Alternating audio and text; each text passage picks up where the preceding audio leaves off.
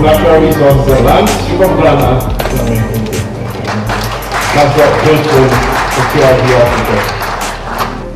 Thanks for joining us, and particularly Honourable Minister. Good to see you again.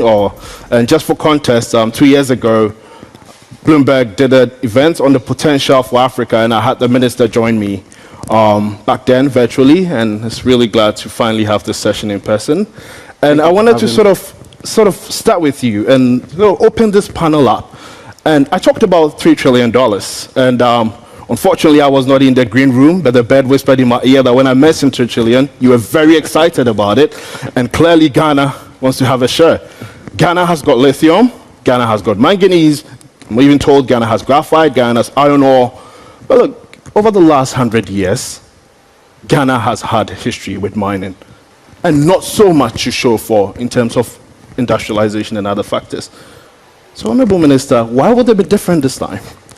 Well, thank you very much. And first of all, let me thank Bloomberg and your audience for having us here and to discuss this very consequential matter, in which clearly, as you quite rightly articulated in your presentation, has a lot of bearing on the future prospects of Africa and my own country, Ghana.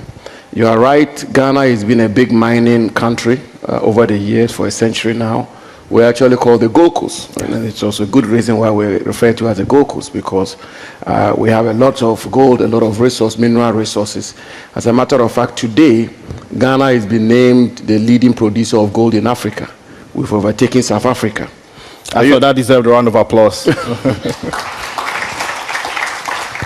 But I think that the story shouldn't end there, which is why your question is very important and fundamental. How do we benefit from these resources? And I don't refer to only Ghana, I refer to the whole of the African continent. Over the years, the truth is that we've not positioned our economies and the industry in a manner where we will benefit optimally. Yep. Now, in Ghana, we have a completely different paradigm shift. We have a paradigm shift where we've jettisoned the age-old regime of the exportation of raw materials, raw minerals. From 2017, our President Akufo-Addo, has come up with a new policy framework, which is meant that we are taking systematic steps to retain the highest end of the value chain in our country. I think it's always important when we discuss this to be realistic. Yep. It cannot happen overnight. From 11 billion to 7 trillion, yep. You have to accept your realities, and you have to accept the challenges you have to overcome to be able to ultimately reach the highest end of the value chain. But it takes a couple of interventions, in my view. One is policy. You have to put in place the policy framework, which is why the president, for example, through various acts of parliament, have put in place this framework, which is meant, for example, that in the case of bauxite, we've passed a law which indicates that within a certain period of time, you cannot export that resource in its raw form. We've done same for iron ore, the very much sought after lithium, which is very important for the green energy transition. We have a policy before the cabinet, as I speak to you now, which is going to ensure that we retain not the highest end. I don't think we can retain the highest end at this time, but at least retain a significant proportion of the value chain in country. That is number one. Number two. So, Minister, just to confirm, Ghana is planning a policy to retain value for lithium. That is correct. And as I said, the policy is before the cabinet now. The cabinet is expected to discuss it at this next meeting on the 29th. We are not committing ourselves to lithium in any form or shape. The idea is that we should put in place the policy first, and announce it to the international investor community, so everybody knows. If you are coming to Ghana to partner with the Ghanaian people and their government in the exploitation of our lithium resources or green minerals generally, this is our policy. Indeed. And at the heart of that policy is to say that as much as possible, we retain a significant proportion of the value chain. And if you want to hear me loud and clear, under no circumstance will we export our lithium resources in their raw form. We will not. Indeed. Or export our green minerals in their raw form. So in conclusion, thank you. In conclusion, I mean, I think that there is a real, genuine effort to chart a new path which will ensure that we have beneficiation of our mineral resources in country. Yes. Beautiful. Thank you, Honourable Minister. And just before I actually come to you, all of the metals panel is tied to, the point the Honourable Minister said, which is really important. This sector we don't see those outcomes. Those amazing numbers don't happen without good leadership and policy. And Ghana is clearly demonstrating that there's leadership and there's policy. Then the piece that comes next ties into one of the points you raised, infrastructure, right? Minister, just been talked about infrastructure. And I think obviously once you move into the bulk minerals, infrastructure begins to play a key role. And I sort of started looking into some numbers. And if you take Ghana as an example, according to the World Bank, we've got about 947 kilometers of railways compared to, say, South Africa, which is about 20,000 kilometers of rail lines, according to the World Bank. And I think Ghana has done tremendously well with the precious metal space, where obviously you don't need bulk carriers. But then if we are to sort of become the number one for manganese and other minerals, infrastructure like rails will play a critical role. How do we bridge that gap? Well, absolutely. But I go back to my pet subject, which is policy. Because in all that you do, you must have a master plan. And President Akufo-Addo and his government have put in place a very ambitious master plan with linkages. It's absolutely important. So the question you ask is key. You cannot build a mining industry which is fit for purpose if you don't have the requisite infrastructure. So rail in particular is important. Not so much road infrastructure. I think when it comes to minerals, we're essentially talking about rail infrastructure. Now, until 2017, when President Akufo-Addo took over the reins of governance, our country did not have a Ministry of Railway. He found it so necessary, so important to the realization of this master plan I talk about. And so today, we have a Ministry of Railway Development, which ministry is dedicated to building that requisite railway which will support our industrialization master plan. I think it's important. And that industrialization master plan has linkages to the automobile industry. And again, for the first time, Ghana is building an automobile industry. Volkswagen is in Ghana. Sinotruk is in Ghana. Several others have set up assembly plants in Ghana. So you have the automobile industry, you have the railway going on. You need an effective port system, which is why we are modernizing and expanding our port infrastructure. That is key. That is absolutely important. You also need various institutions to support your infrastructure drive, which is why we have an agency, a fund called the Minerals Income Investment Fund, where we are aggregating all our royalties to be able to push our infrastructure development. And we have an infrastructure fund itself, the Ghana Infrastructure Fund. But above all, and I think that is the final contribution I'll make on this particular subject, but in my view quite important, is also the role, the very important role of the private sector. And by the private sector, I mean domestic as well as international private sector, international investors. We need to create the conducive environment to attract investors into our country. And there are a gamut of measures, a gamut of policies we've put in place which will attract investors. Rule of law, good governance, certainty, and consistency.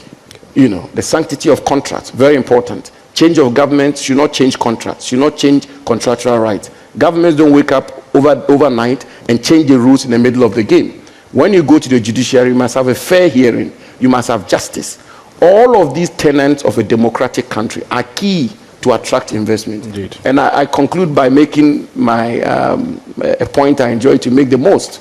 And I make that point with a lot of pride as a Ghanaian.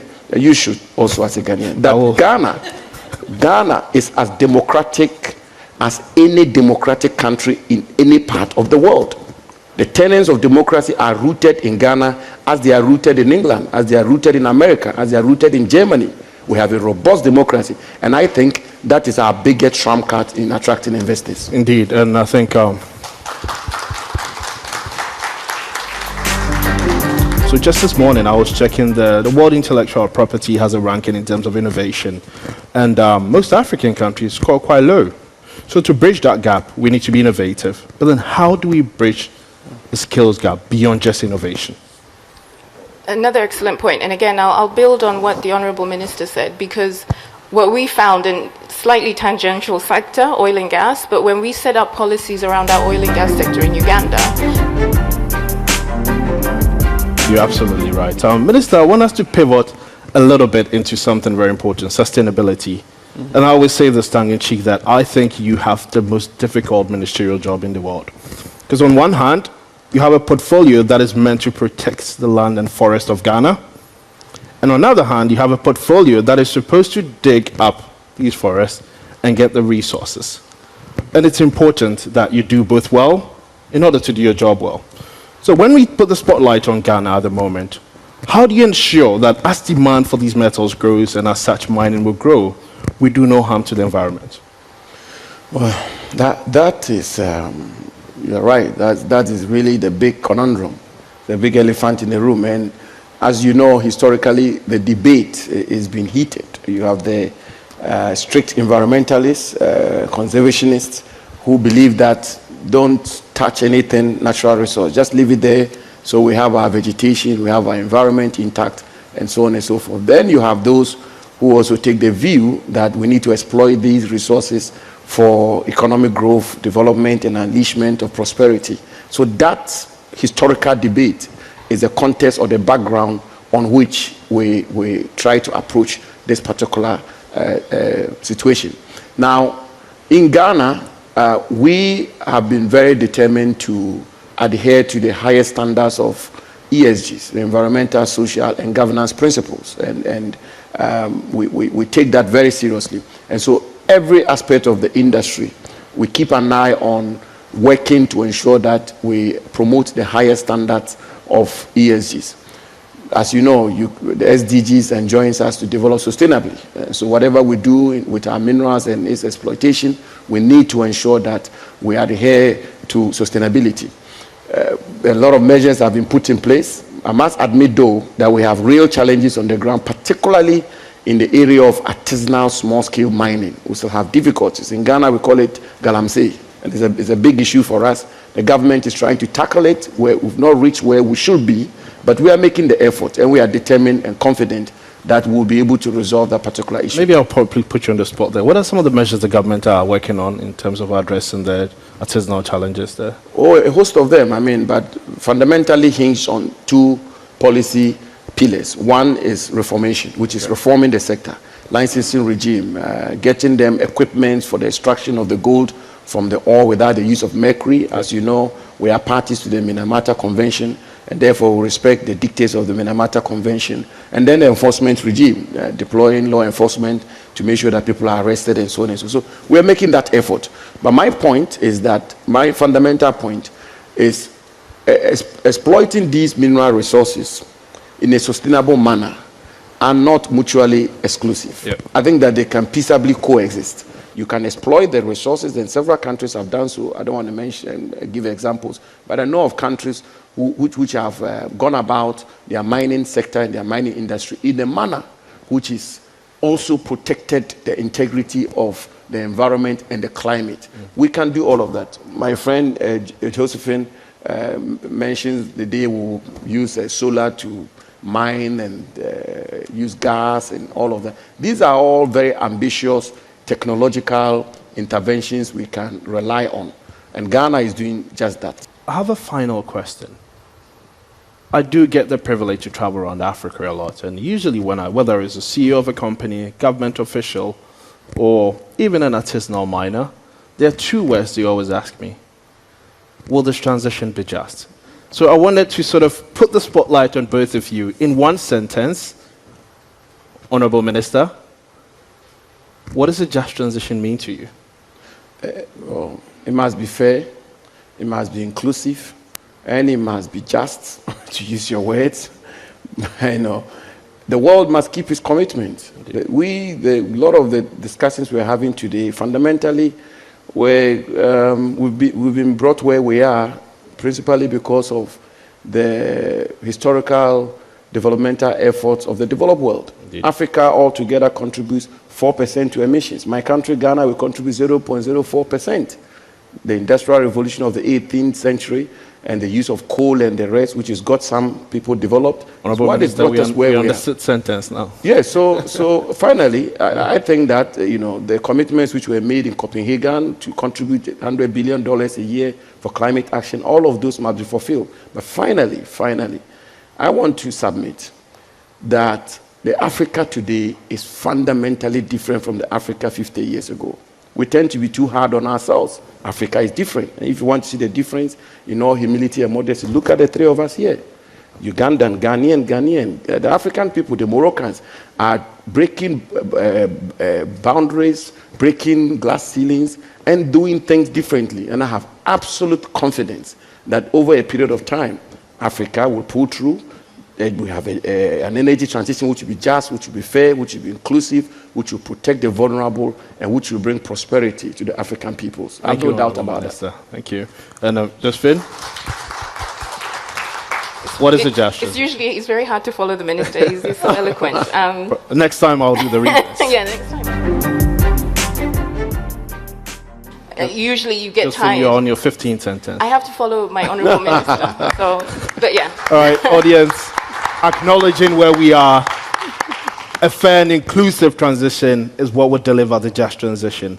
And by this, I want to say thank you to the wonderful panelists, but then also thank you to you, the audience, for staying with us and being a big part of this. A round of applause for ourselves.